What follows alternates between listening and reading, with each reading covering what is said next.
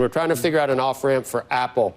It'd be a $3,000 iPhone if they tried to make everything here. $3,500. $3,500 for a good one, the kind you'd like, probably, Hassett.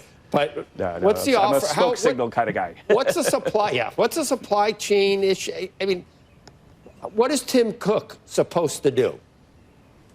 Right. Well, we'll see how it works out. But the bottom line is that what we're trying to do is onshore as much as we can in the U.S. and make it so that the U.S. is not hyper-dependent on imports from China. Right. And so I think that one of the things we're seeing is that people are moving way faster than you might expect. If you look at the 20% equipment investment in the first quarter before the tariffs even came in, with supply chains moving fast, and just-in-time inventory management, and AI, I think you're going to be astonished at how quickly stuff moves onshore. But Kevin, and that's what we're shooting for. And in the interim, then we'll see how it works out. But they need to move their stuff onshore as much as possible to make it so that the U.S. economy is secure and not prone to Chinese extortion. If you weren't already convinced that this administration truly has no plan for how to deal with the economic crisis that it's created, this appearance should put that to rest. Here, Trump's economic council advisor, Kevin Hassett, had essentially no answers in terms of what the White House's next steps are, at one point even saying, "We'll see how it works out." How's that for a strategy? That ought to calm down the stock market and the global sell-off of American bonds. But it's worth discussing the broader issue of what Trump is trying to do here, or at least what he's pretending he's trying to do in order to retroactively justify his trade war. He's claimed that he imposed the tariffs because he wanted to reshore jobs. So he imposes these tariffs. Companies don't move to reshore jobs because A, we don't have the infrastructure here to do that, and B, even if we did, it's still cheaper to manufacture overseas, which of course anyone could have told you before Trump did it, but he doesn't listen to anyone but himself. Apple, for example, responded to the tariffs on China by moving to shift its supply chain to India instead of China. Not the US, but India. Because again, we don't have the infrastructure here, and again, even if we did, it's still cheaper to manufacture goods virtually everywhere other than the United States. Meaning the only result of Trump's tariffs, knowing full well that manufacturing isn't moving back to the US, is that Americans will pay more. That's it. It is a tax on American consumers because Trump wanted to beat his chest and try a doomed strategy, and so the consequences fall not on him, but on us. But still, that hasn't stopped him from barreling ahead anyway with statements like this. On Apple, you said this morning that if they don't make their iPhones in the U.S., you're going to hit them with a 25% tariff. Right. Do you have the power to tariff one single company? And why would you want to hurt an American company in that way? It would be more. It would be also Samsung and anybody that makes that product. Otherwise, it wouldn't be fair. So anybody that makes that product, and that'll start on, I guess, the end of June, it'll come out. I think we have that appropriately done by the end of June. So if they make that product. Now, again, when they build their plant here, there's no tariff. So they're going to be building plants here. But I had an understanding with Tim that he wouldn't be doing this. He said he's going to India to build plants. I said, that's okay to go to India, but you're not going to sell into here without tariffs. And that's the way it is. What makes you confident, sir, that Apple can build in the United States at a price that American consumers? Oh, they can. No, they can. And a lot of it's so computerized now. These plants are amazing if you look at them, but they can do that. And actually, as you know, Apple's coming in with $500 billion. So are the chip companies. We have all of the chip companies coming in. The biggest, $500 billion, $200 billion, $250 billion they're spending.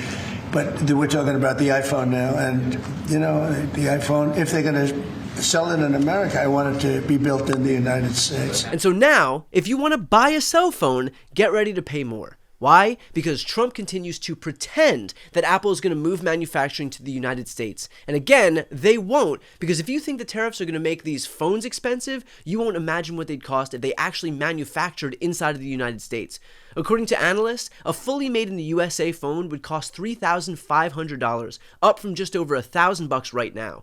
In other words, we are seeing a more than 200% price increase. So either way, Trump will ensure that you pay more, either thanks to the tariffs that he's imposing that won't reshore Apple manufacturing or any manufacturing, and instead just make your phones more expensive because of that import tax, or because somehow we do enter the upside down and Apple does reshore manufacturing, and then you're left paying 3 times the price of an iPhone to account for the increased labor costs. Heads I win, tails you lose.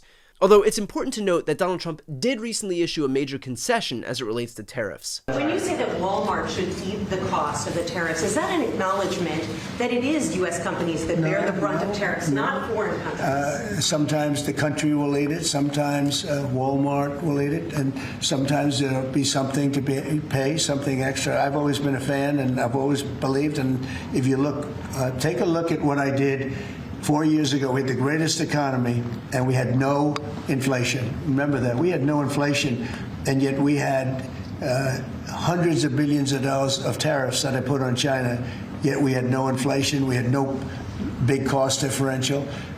Oftentimes, and I don't like it when a department store, because they'll do a lot of business, but they announce record profits and everything else. They have to take out some of their profits. They'll make a little bit less money. But I don't want the consumer to pay. Donald Trump had promised us that they would be paid by foreign countries. So why suddenly is the onus going to be on companies like Walmart, or worse, American consumers?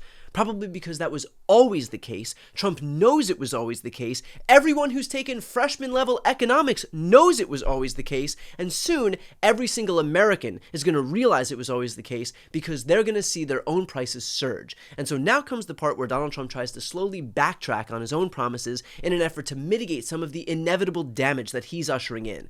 This is the first step in his effort to pretend that his own policy somehow isn't his own fault. The reality is that we already know that this won't work. Again, these companies won't manufacture in the US because it is too expensive in the US, and we have no infrastructure. And again, even on the off chance that we do reshore manufacturing jobs in the United States, prices will then rise accordingly because everything is more expensive here, from overhead to infrastructure to wages. And by the way, on certain aspects of that, like higher wages and strict labor laws, I'm in agreement. We need those. I want people to afford to live and to live with dignity. But the reality is that with a higher standard of living comes concessions, like our inability to compete with certain countries when it comes to manufacturing. And again, this isn't some big secret here. Everyone will tell you the same thing. The only person who seems wholly incapable or unwilling to hear it is Donald Trump. The reality is that while Trump's slavish devotees and mouthpieces might be perfectly content to lie with abandon, the numbers don't. He is engaged in a doom strategy that he's convinced himself is going to work, but that no evidence actually supports. And given how unwilling he is to hear it, the only way to stave off the damage is for Trump to be out of office or for Congress to reassert its authority. We've got midterms a ways out here, but the first step to curbing Trump's power is to elect people who recognize that they're actually a check on his.